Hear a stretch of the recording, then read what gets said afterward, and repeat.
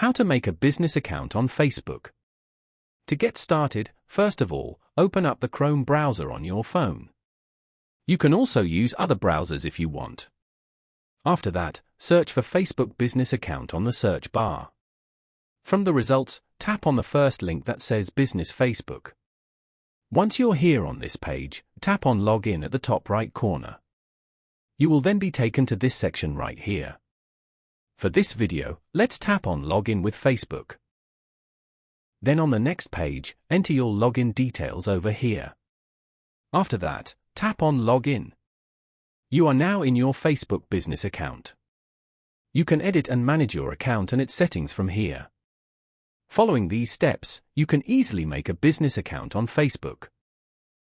Thank you for watching. Please leave a like if this tutorial helped you, or leave a comment below if you have any questions related to the video.